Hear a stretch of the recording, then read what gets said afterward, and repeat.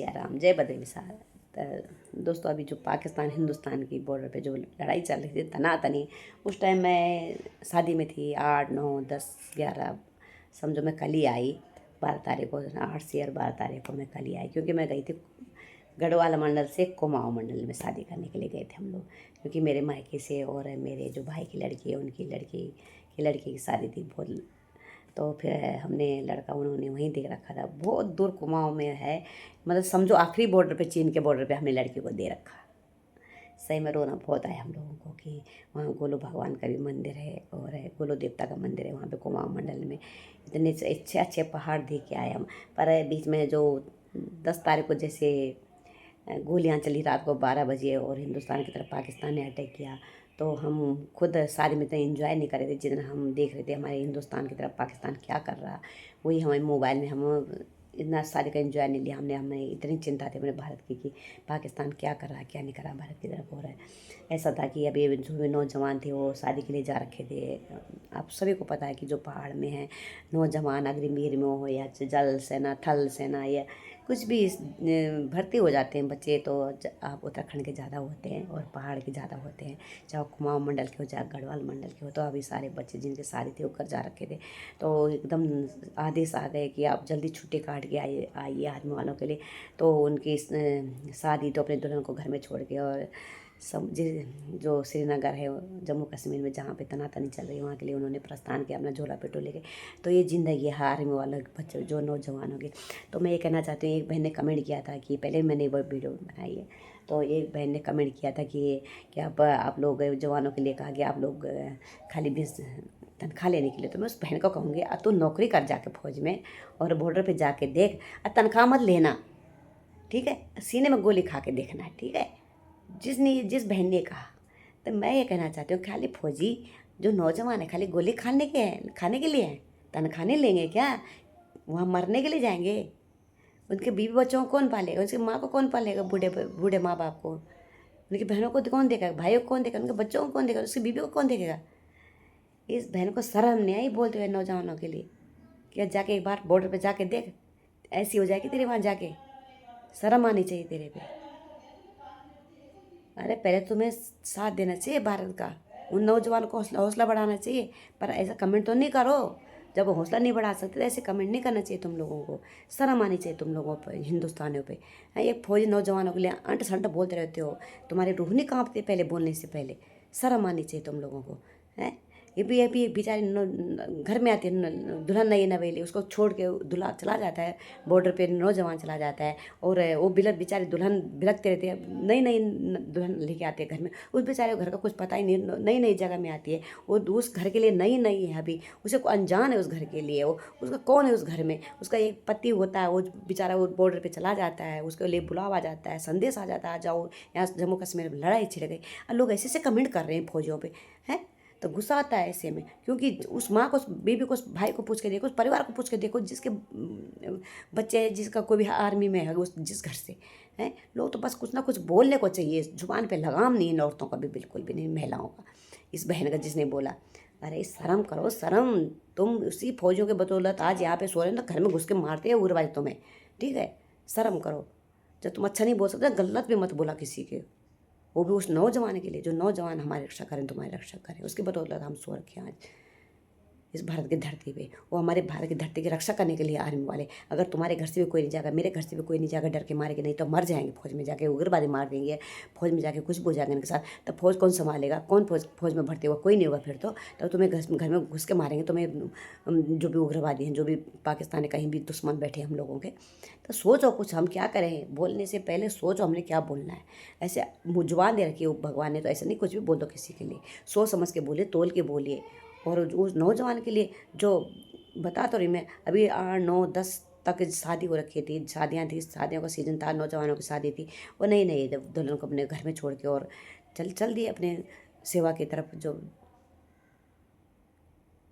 सेवा पहले बाद में घर है फौजी के लिए, एक नौजवान के लिए, ठीक है, समझे? तो मैं ये कहना चाहती हूँ, बाकी कुछ नहीं कहना चाहती हूँ। सोच समझ के बोलिए किसी के नौजवान के लिए। ऐसा नहीं मुंह दे रखा तो कुछ भी बकते रहो। तो फौजी तनख्वाह लेते हैं गोली, मतलब फौजी में क्यों कहते गोली खाने के लिए? तनख्वाह लेने के लिए नहीं। इस महिला का क्या विचार था, इस बहन का, कि खाली फौजी गोली खाए और तनख्वाह ना ले। अरे बहना, तुझे भी तेरे माँ बाप ने ऐसे नहीं पाला, ठीक है। तूने घर में झाड़ू पोछा किया होगा तभी तुझे रोटी मिली होगी, ऐसे नहीं मिली होगी, ठीक है। ये सोच ले। तो तनख्वाह और काम अपने अपनी जगह में है, ठीक है। और जो नौजवान भी हमारे बॉर्डर पे है, लड़ाई लड़ रहे ना, तो तुम्हारे और हमारे खातिर ही लड़ रहे हैं, ठीक है। हम सुरक्षित उन्हीं के खातिर हैं, उन्हीं के बदौलत आज हम सुरक्षित हैं, ठीक है। वो जो बड़े बड़े नेता नहीं जाते लड़ाई में, वो सलाहकार होते हैं, समझदार होते हैं कहाँ क्या करना है। फौजी की ज़िंदगी कैसी होती है ये आपको पता नहीं है, एक फौजियों को पता है कि फौजी की ज़िंदगी क्या होती है। रात दिन नींद नहीं आती जब अपने कलेजा का टुकड़ा बॉर्डर पे लड़ाई लड़ता होता है, ठीक है। हाँ, रात दिन माँ के आंसू गिरते रहते हैं, कब मेरा बेटा खुशखबरी देखा कि बॉर्डर की लड़ाई में जीत गया।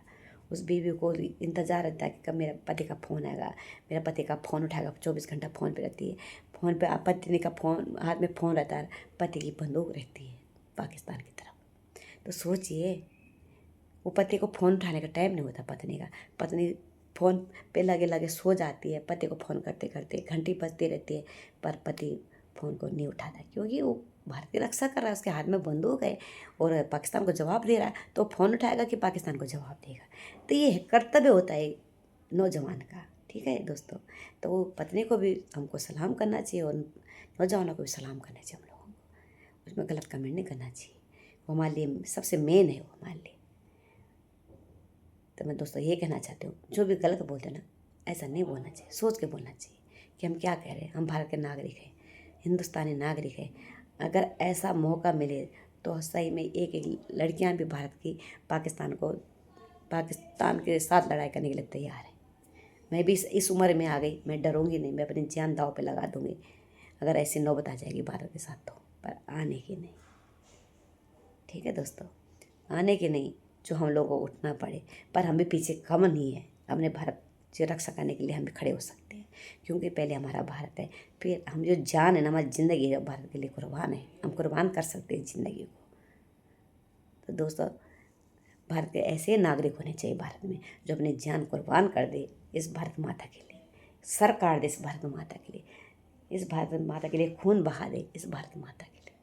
इसी को कहते हैं हमारी धरती, हमारी भारत माता, हमारी जन्मभूमि, हमारी कर्म भूमि हिंदुस्तान, हम हैं पहाड़ के रहने वाले। तो दोस्तों, हमारी जन्मभूमि, कर्म भूमि यहीं पे और कहीं नहीं है, यहीं मरना यहीं जीना है हम लोगों ने। तो किसी को गलत न बोलिए, अच्छा बोलिए और सोच समझ के बोलिए, तोल के बोलिए। तो दोस्तों, मैं अपनी वीडियो समाप्त करती हूँ। जय हिंद, जय भारत, जय उत्तराखंड। क्योंकि मेरा गला बैठा था, मैं भी शादी से आई, मैं भी 4 दिन शादी में थी, तो मैंने बहुत ऐसा नज़ारा देखे कि लड़के, जवान लड़के जो शादी में, मैंने पूछा भी उनको, मैंने कहा भाई इतनी जल्दी कहाँ जा रहे हो तुम लोग, भाई तो कल तो दुल्हन नहीं लेके आए। करे नहीं नहीं, हम तो जा रहे हैं, हमारे लिए तो ऑर्डर आ गए, देश श्रीनगर जाना है हम लोगों ने, जम्मू कश्मीर में बॉर्डर में जाना, मतलब पिट्ठू उठाया चल दिए लड़के जो जवान। तो नई दुल्हन ने बातचीत भी नहीं हुई अपने पतियों के साथ, और कहाँ क्या बताएं, सही में बड़ा दुख हुआ मुझे। तो मेरे भी बहुत आंसू आए देख देख के, क्या बताऊँ मैं, कहाँ क्या। पर कोई बात नहीं, पहले अपने भारत माता है, बाद में घर बार देखना है, क्या करें। जो कसम खा रखी हम लोगों ने कसम परेड में, तो उसको निभाना हमारा फर्ज भी है दोस्तों। अच्छे से जानते हैं हम पाकिस्तान को धूल चटाना, हमने पाकिस्तान को किस तरह धूल चटानी है और धूल चटा के दिखा दी। और पाकिस्तान का नज़ारा ही बदल के रखेंगे अभी धीरे धीरे। कभी लड़ाई बंद नहीं हुई, अभी तो विराम दे रखा है। अगर पाकिस्तान ने नज़र उठा के देखा तो चीन के खिलौने भी और पाकिस्तान के खिलौने और तुर्की के खिलौने सब खत्म हो जाएंगे। ठीक, वो खिलौने हैं भारत के लिए, कुछ नहीं है, दिवाली के खिलौने हैं। तो दिखा दिया हमारे भारत के नौजवानों ने कि क्या चीज़ है हम लोग। तो जय हिंद, जय भारत, जय उत्तराखंड, जय देवभूमि। और ज़्यादातर हमारे भारत की लड़कियां हैं ना, जो लड़कियां भारत की, देख लेना, पाकिस्तान नक्शा बदल के रख देगी भारत की लड़कियां। पाकिस्तान को कब्रिस्तान बना देगी हिंदुस्तान की लड़कियां जो आर्मी में है। सोच लेना, पाकिस्तान कब्रिस्तान बनने वाला है तुम्हारा पाकिस्तान। तो पीछे हट जाओ, इसी में भलाई तुम्हारे, आराम चैन की नींद सो जाइए। प्यासे तुम तो मर ही रहे हो, भूखे तो मर रहे हो, और जो तुम्हारे जो चीन से ले रखे थे ना हथगोले, वो भी फुस कर दिए। बड़ी हंसी आ रही तुम लोगों पे। बड़ी हंसी आ रही पाकिस्तान, ये कहाँ कहाँ से तुम्हें खिलौने दे दिए लोगों ने, थमा दिए। और आज जो खिलौने हिंदुस्तान की लड़कियों ने भी समझो, अरे पुरुष तो पुरुष है, भारत के लड़कियां भी देखो बम है, हिंदुस्तान की बम गोला पाकिस्तान के लिए। डर के रहना हिंदुस्तान की लड़कियों से भी। पुरुष तो कमाल के हैं, नौजवान तो कमाल के, पर लड़कियां भी बम का गोला है दोस्तों हिंदुस्तान की। वो पाकिस्तान को कब्रिस्तान में बदलने में देर न लगाएगी। तो तब तक के लिए जय हिंद, जय भारत, जय उत्तराखंड, जय देवभूमि। और जिसके भी कांटे काट रहे हैं ना, वो कटते रहेंगे और हम पाकिस्तान को जवाब देते रहेंगे। वो हिंदुस्तान में कुछ ऐसे बैठे हैं कुत्ते पिल्ले, जो पाकिस्तान हिंदुस्तान का खाते हैं और गाते पाकिस्तान का है। सोते हिंदुस्तान में है, नहीं तो उनको एक कुत्ते ही खा जाते कब के। ठीक है, पर बोलने वही बोल है पाकिस्तान के, हिंदुस्तान वाले लोगों ने भी। बहुत सारे लोग हिंदुस्तान में वैसे बैठे, जो कोई कमेंट कर रहा है कि फौजी, जो बहन फौजी को कमेंट कर रही है कि ये फौजी तो तनख्वाह लेते हैं, जवान तनख्वाह भी तो लेते हैं, क्यों अपने घर से दे रही तनख्वाह? क्योंकि नौजवान गोली खाने के लिए है ना, तनख्वाह लेने के लिए है नहीं। हो उसको तो ये बहना पालेगी, जो ये कमेंट कर रही है जवानों पे, तो पालेगी उसका परिवार, उसका माँ बाप बहन बच्चे सब, है ना। हाँ, खाली वो गोली खाने के लिए फौजी, तनख्वाह लेने के लिए नहीं है। तनख्वाह क्या तनख्वाह है फौज में? कुछ ऐसी तनख्वाह नहीं है जितने बाहर हीरो हीरो लेते ना करोड़ों रुपए, वो आज इन फौजियों की होनी चाहिए थी करोड़ रुपए। उन उनके नहीं होनी चाहिए थी जो हीरो हीरोइन की जो करोड़ों रुपए आते हैं। उस नौजवान की वो होनी चाहिए जो अपनी जान दांव पे लगाता है, जो बॉर्डर पे रात दिन सोता नहीं है, खाता नहीं है, पीता नहीं है, प्यासा रहता है।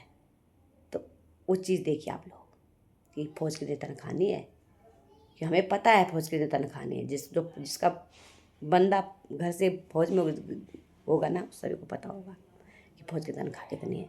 लोग तो कमेंट करते रहेंगे, इनको शर्म नहीं आती। तो दोस्तों अपनी वीडियो समाप्त कर दीजिए। जय हिंद, जय भारत, जय उत्तराखंड, जय देव।